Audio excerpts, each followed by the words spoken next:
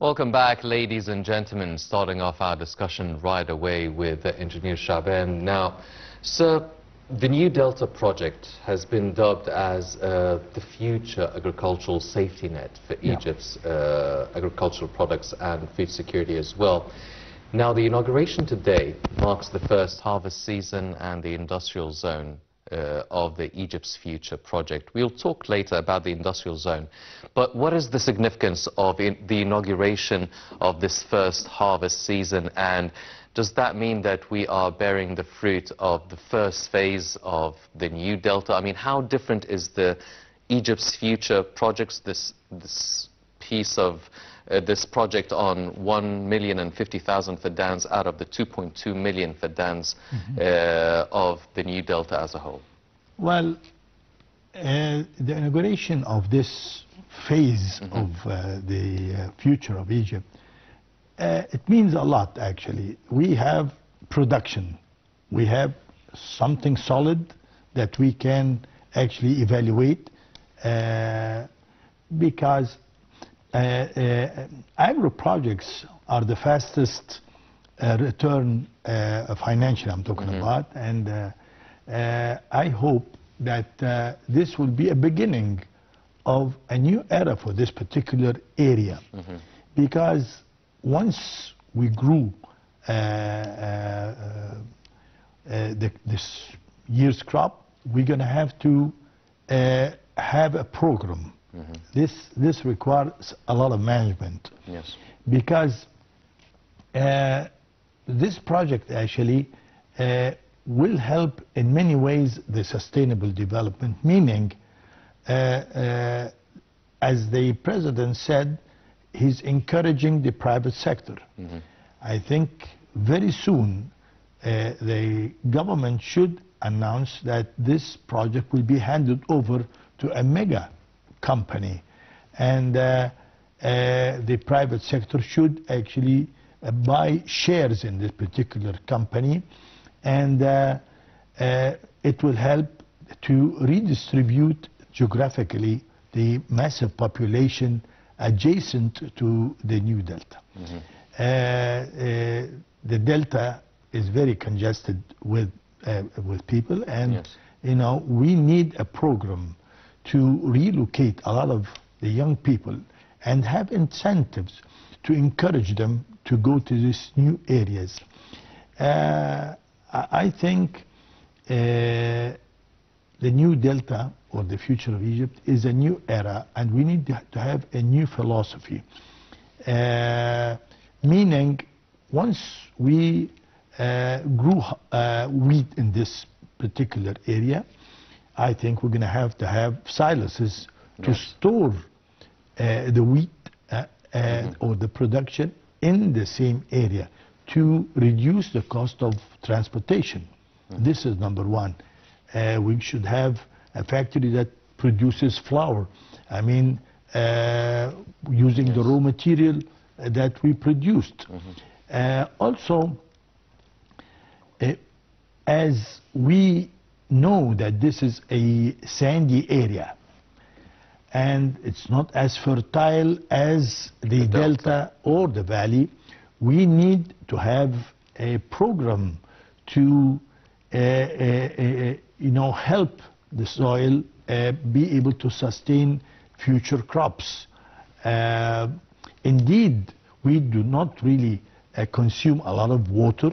It requires to be watered like 6-7 times the whole duration of its presence in the field, but it actually consumes a lot of minerals from the soil. So you need to replace these minerals by growing certain crops that will help the soil restore its fertility.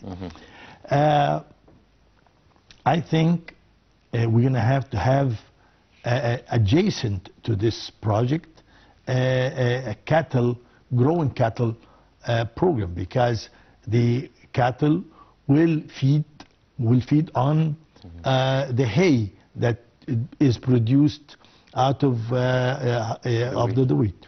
Okay, the waste the leftovers of the cattle will help if we add it to the soil to improve the soil fertility again. So it's a combination actually. You need to have a complete program to be able to grow clover after the wheat, and in many cases clover you could actually take a number of rounds from clover. But in this case you might take 1 or 2 rounds and keep the roots of the clover in the soil and just mix it with the soil to improve the soil conditions and add some organic substance to the soil. It requires some management, but again, this is a good beginning. But we need to utilize this project as a whole in relocating population, creating industries, creating new chances and new jobs for the young people who actually will buy shares in this mega company. I'm against selling small pieces of land. I mean, you do not do this because you're hurting the land, because now you're using modern equipment, and modern equipment in agro activities require massive areas.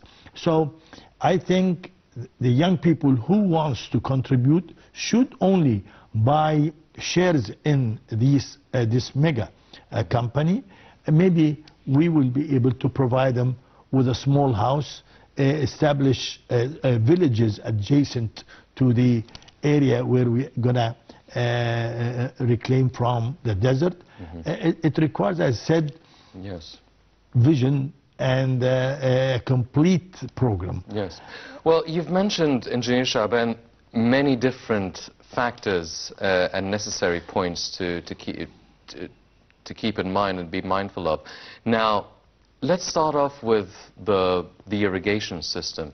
Now, the President actually said that every drop of water is important, and it's important to really follow and make use of the best technological techniques for irrigation, using the right amounts of water, using maybe wastewater and the dripping sort of techniques and such.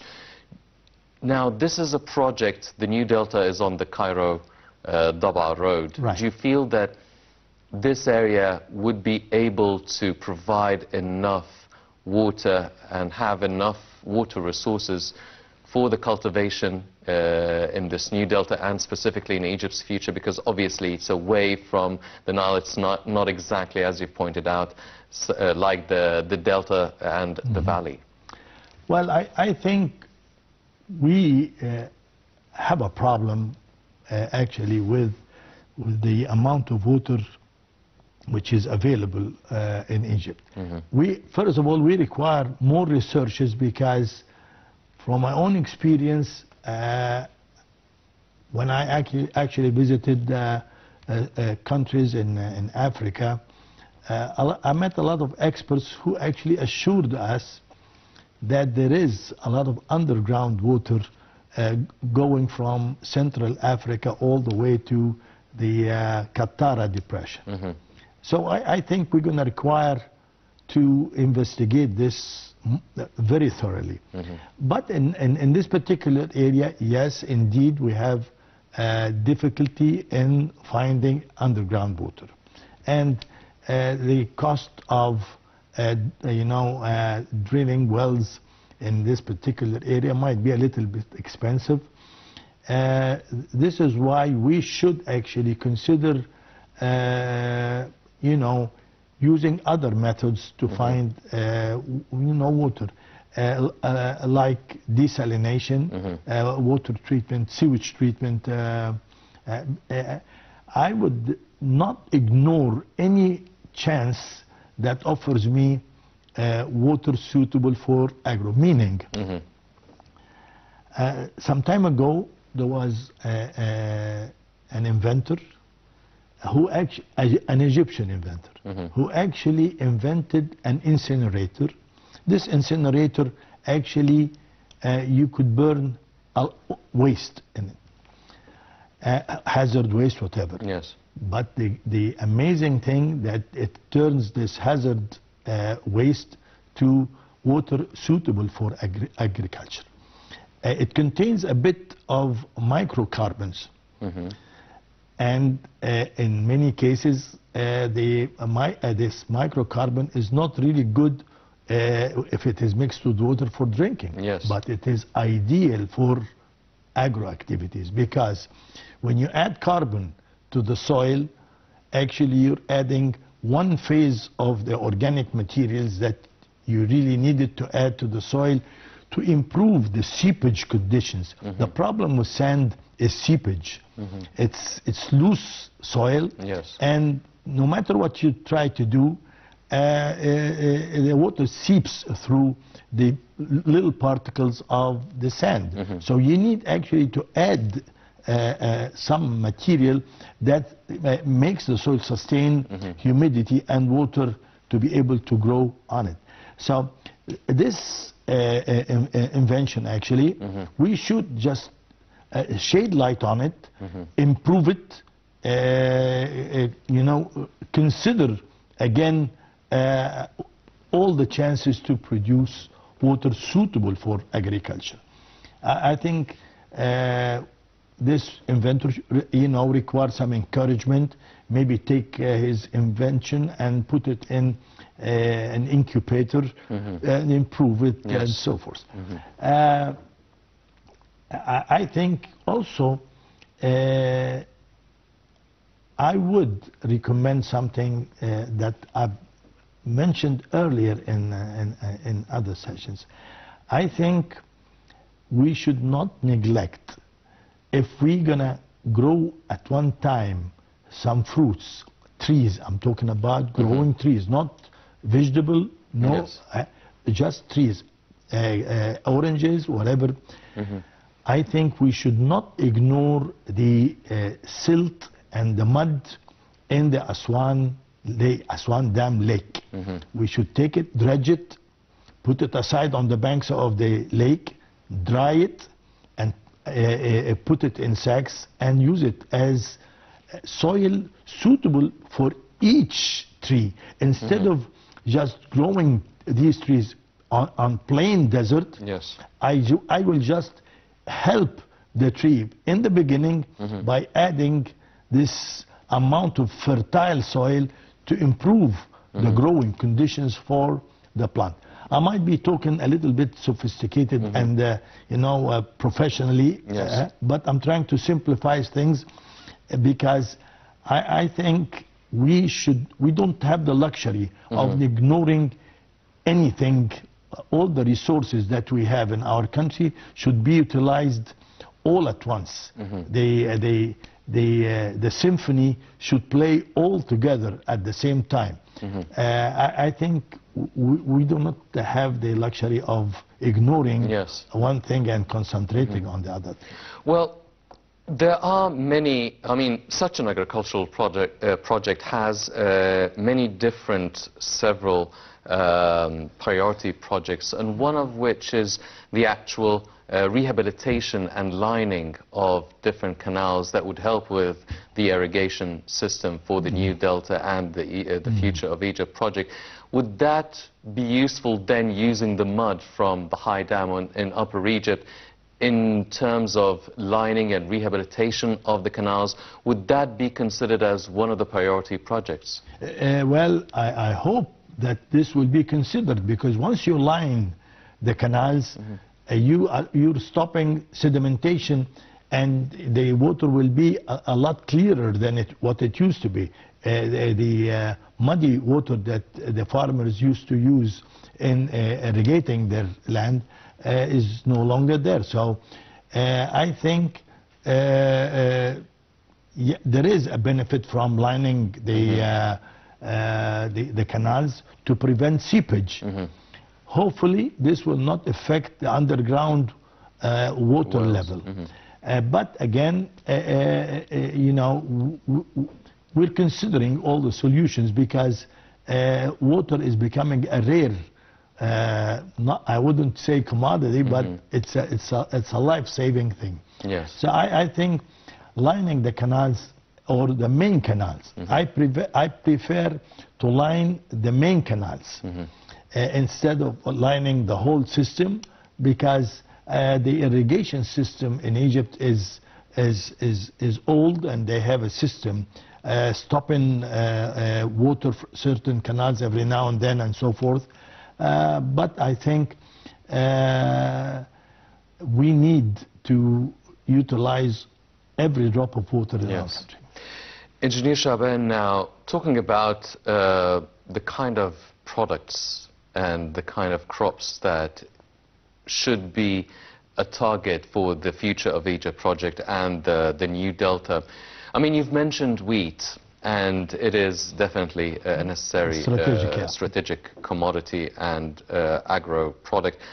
What would you say, I mean, would you aim to cultivate certain crops or certain fruits and vegetables that would be necessary for Egypt's food security and self-sufficiency, or are we also aiming to maybe plant and cultivate other agro products that would be more suitable for exports? Well, I wouldn't ignore both alternatives, because I would consider some successful attempts. The North Coast is very well known of growing barley. So yes. I think this crop could actually fill the gap of the wheat that we import. So I think we need to consider crops that are not really traditional, so increase the areas in the north of barley. Especially we have the Alamein. It's a city, and it requires services and food supplies and so forth. So I would recommend, first of all, to have a program for each governorate, and have a program and create some competition between the governors who will be self-sufficient of a certain crop. The wheat, for instance, who will be able to produce enough wheat to satisfy the population in this particular governorate. And this will put a burden over a governorate like Giza or Cairo or Alexandria, where you have heavy population. So you need areas like the New Delta, Future of Egypt, to be able to produce enough wheat to cover the needs of the population. Yes. And have a competition between the governors, because some of the governors will be able to produce enough wheat to feed the population. Yes. Okay? And this sort of competition is very healthy. I would, from the beginning, when I cultivate a certain area, I will classify it as an area which will grow crops that is allocated to be exported. Yes. Okay? So I will have the infrastructure required to, fulfill the demands of an area that will produce a certain crop, or certain crops that will be exported to Europe, for instance, or the neighboring Arab countries. Yes. I would also consider choosing crops that are not really very thirsty to water, actually. Like I've always said that the sugar cane is a very is a crop that demands a lot of water, but the stevia is 300 times as sweeter as the sugar cane, and it doesn't require that much water. I need to, to deal with these matters and be clever in choosing the crops that are suitable for my water conditions. Also, there is certain things that are not really traditional, and we do not know about them. Meaning, there is a plant which is the spirulina, it grows under the water actually, and it's very rich with protein. And you could use this as a food substance or to feed cattle, because it's very rich in protein. It doesn't really grow in salty water. It requires fresh water. So you can use just the waters from the canals with simple treatment for the water, and you can produce a material or a crop very rich with protein and utilize it. A lot of things could be considered.